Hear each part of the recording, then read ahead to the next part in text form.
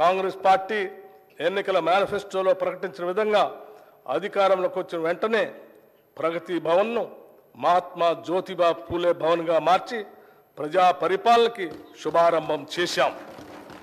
ప్రతి వారం 2 రోజుల్లో ప్రజావాణి నిర్వహిస్తూ ప్రజల కష్టాలను ప్రత్యక్షంగా తెలుసుకుంటున్నాం.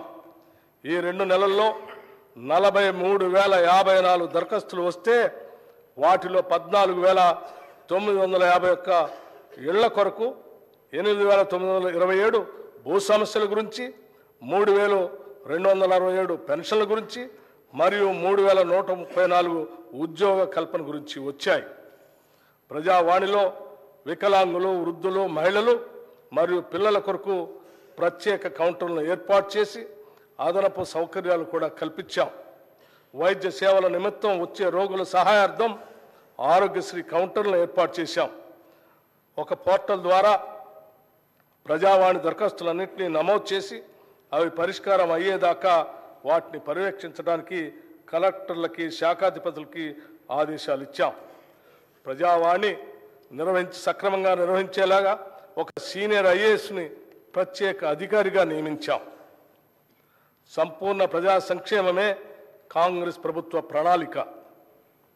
అందుకే 6 హామీలను ప్రజల ముందు ఉంచి వారి ఆమోదంతో ఈ శాసనసభ వేదిక ద్వారా వాటిని అమలు చేసేందుకు మా ప్రణాళికను మీ ముందు ఉంచుతున్నాం. హామీ ఇచ్చిన 6 గ్యారంటీల్లో 2 గ్యారంటీలను మేము బాధ్యతలు స్వీకరించిన 48 గంటల్లోనే ప్రారంభించి కాంగ్రెస్ ప్రభుత్వ చిత్తశుద్ధిని నిరూపించుకున్నాం.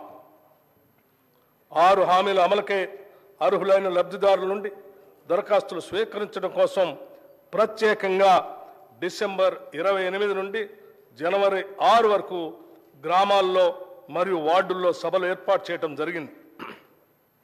ఈ సభల్లో ప్రజలు 1.29 కోట్ల దరఖాస్తులు ఇవ్వటం జరిగింది.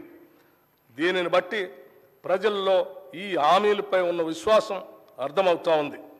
అందుకే ఒక ప్రత్యేక సాఫ్ట్వేర్ ద్వారా ఈ దరఖాస్తులను క్రోడీకరించే పని కూడా త్వరితగతిన పూర్తి చేయటం జరిగింది.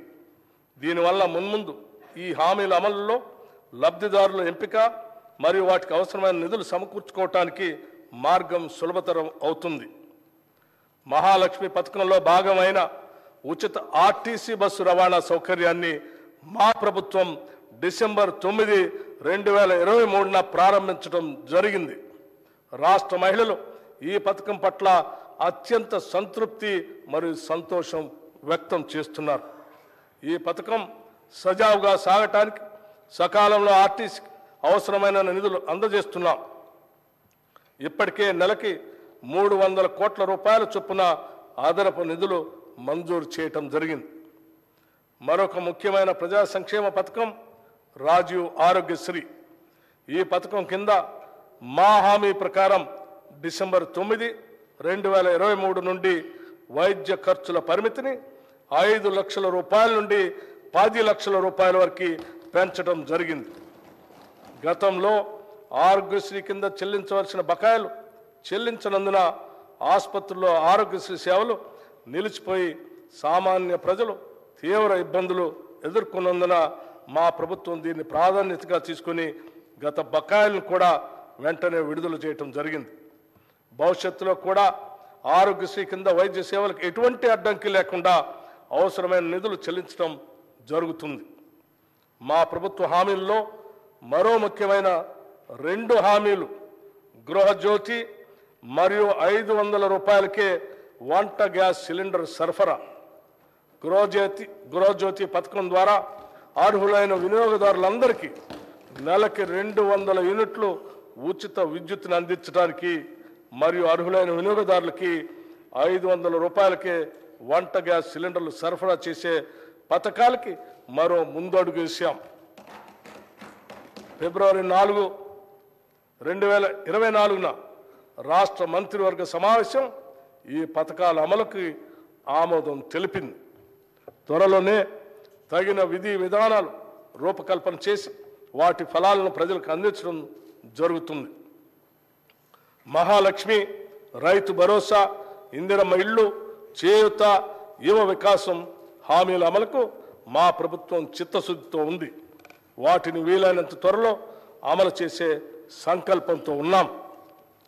ఈ బడ్జెట్లో ఈ పథకాల అమలుకి 53,196 కోట్ల రూపాయలు ప్రతిపాదించడం జరిగింది. ఈ కేటాయింపు ఒక ప్రాథమిక అంచనా ప్రకారం మాత్రమే చేయటం జరిగింది. హామీలకు సంబంధించిన విధి విధానాలను రూపొందించే పని ఇంకా కొనసాగుతున్నందున అది పూర్తయిన వెంటనే అమలుకు అవసరమైన పూర్తి నిధులు కేటాయిస్తాం.